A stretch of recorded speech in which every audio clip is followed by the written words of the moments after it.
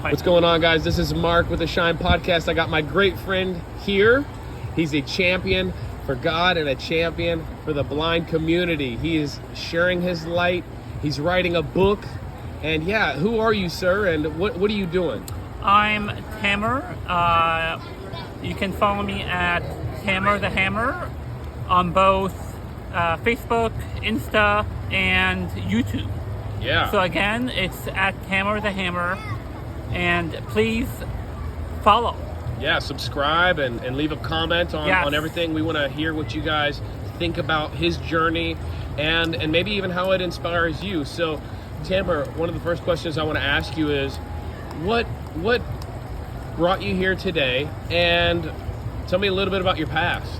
Well, what brought me here is, the reason I wanted to shine and be a resource to everyone out there that is maybe feeling down, feeling hopeless, feeling, fearful. And I want to be a resource where I would bring information to overcome all those fears in life. Yeah. I went through, multiple struggles in my life, and because I was able to overcome them and bring solutions to those struggles, I want to share how I became bright, how I became the person I am right now that is successful. So in my message, I want to be able to bring you solutions to every challenge you're facing and be a resource, a great resource that would bring you answers. Yeah, and something else that you are on the way to doing and continue to do through the NFB, the National Federation of the Blind, and through all the other avenues that you've been pursuing, including your new book coming out soon. Correct. Is encouragement. You're encouraging people by sharing your testimony. So can you share a brief bit about your testimony? Yes. So my part in the NFB is being the vice president of the Bay Area chapter here in, outside of Houston. It does cover Friendswood and Pearland and, the neighboring areas. So, by being a leader, I want to be able to, be a person that would, have kindness, have,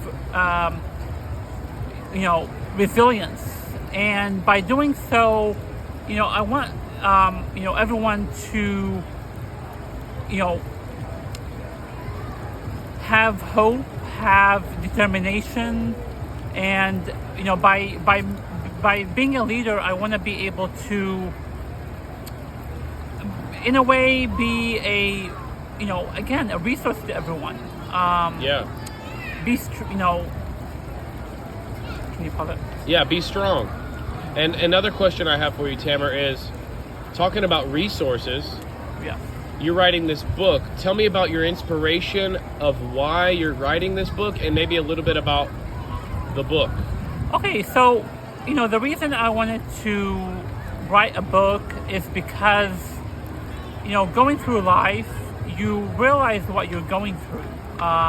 And you're basically, facing all those challenges, all those struggles in life. And with me, having cancer, having the short-term memory, having, issues in the workplace, I wanted to, tell the reader, tell the viewers on how I overcame all those challenges.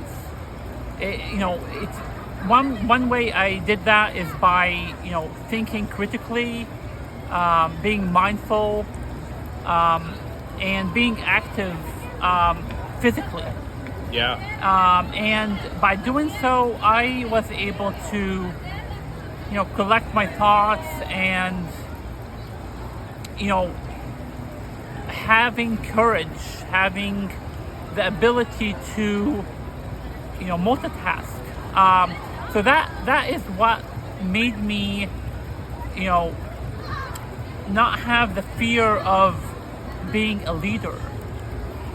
Because for the longest time I had that, and one day I just woke up and said, I want to get elected for being a leader, and it did happen. But I still needed to work on my leadership skills, on how to be a great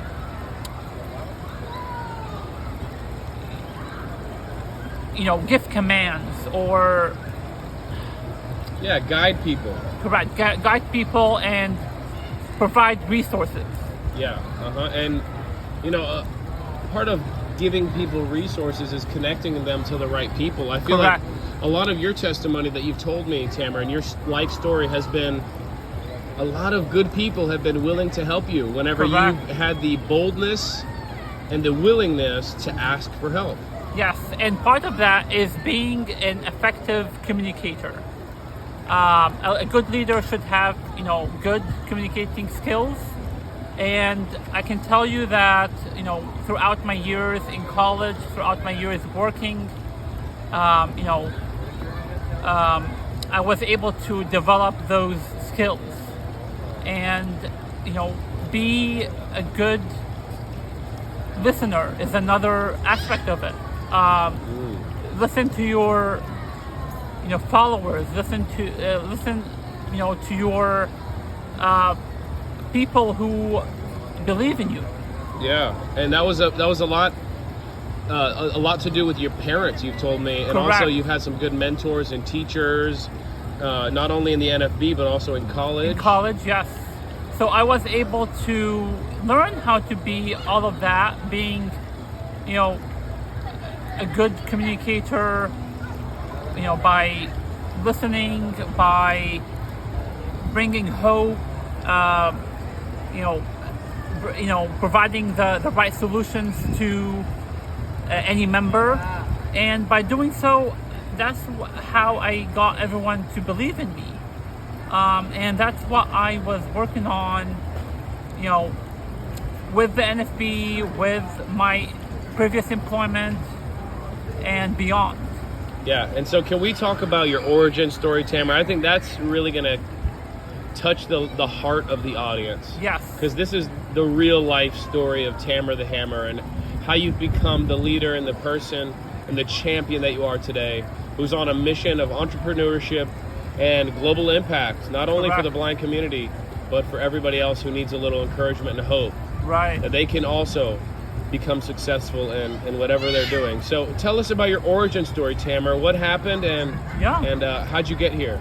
So my origin story begins where, I was born here in Houston, and my parents had to move back home in Jerusalem, Palestine. That's where my grandfather and grandmother were living, and my dad had to go back to take care of them. So I was born here, and we moved there when I was 2 years old, and that's where I grew up,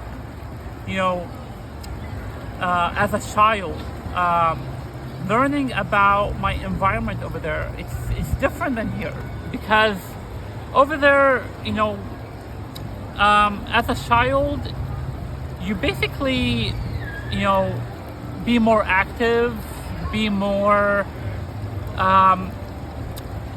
outdoors, right? Outdoors, correct. And that's where I basically learned how to be, maybe you can say, bring solutions in a way. Yeah, and I remember hearing stories that you were an adventurer. Correct. I would basically climb trees. I would ride the bike all over the city. I would, get on my scooter and go places.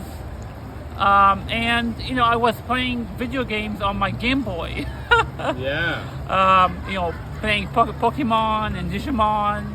and watching TV on, watching Digimon on the TV, that was an inspiration for me because, I wanted to be a hero like them, Wow. And, by doing so, that's where I got my, you can say, my talent that I have right now, being fearless, maybe, being,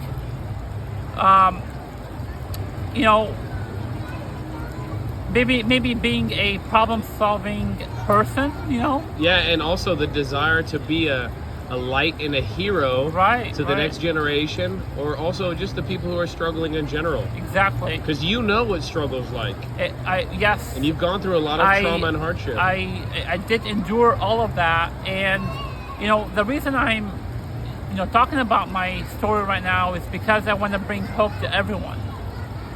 So as I was a child and going through my life in Palestine, that's where I saw so many destructions because of the war over there. I saw tanks and F-16s and so much destruction that maybe impacted my life right now. I don't know in what way, but if you read my book here, in the coming months, you'll really understand in what situation I was in. Right. It wasn't, it wasn't a place where I would be calm and at peace. At peace, correct. Yeah, there's a high stress, a war environment. Correct. And going through life over there, it was a happy life, but in the same time, there was way more instances where we had to be in fear because of the war situation. Yeah. And I can tell you that in my book, I would be talking about maybe the panic that we were in, that maybe did in fact have an impact on me right now. Yeah, and I think it also strengthened you and gave you a really powerful perspective on life and how close death is. Yes. And how possible it is to lose your life at any moment. Correct. And I think that gave you a love and a desire that not many people have to just be a light and march forward, even though you arrive at hardships, whether it be blindness or cancer or losing a job and all this kind of stuff we're going to be going into in your book. Yes. So, going through my life, at the age of 9, that's when I was diagnosed with leukemia. At the time, I did not know it was leukemia. I was, very ill, I did not have, strength in my body or anything. And my dad did decide to bring me here to Houston to get treated. And it seems as if it was too late, and I got in a coma that lasted, a month and a half, and the rest was, you can say, history. Yeah. I stayed in the coma for a while, 45 days, and the doctors at MD Anderson Hospital here in Houston did advise my parents that I might not survive, and I'm here to tell you all about my my journey, waking up from that coma, and just having that hope and shine a light. Right. And so, hey guys, stay tuned. We're so excited for your journey, Tammer. So keep on marching, brother. And any final words you want to tell them where they can connect with you again? Yes. So you can follow me on Facebook, Twitter, Facebook, Instagram, and YouTube at Tammer the Hammer. Yeah. Thank you guys for following and watching my video. Yeah. And so usually with my outro, I'll say peace. Okay, peace. There you go. Cut.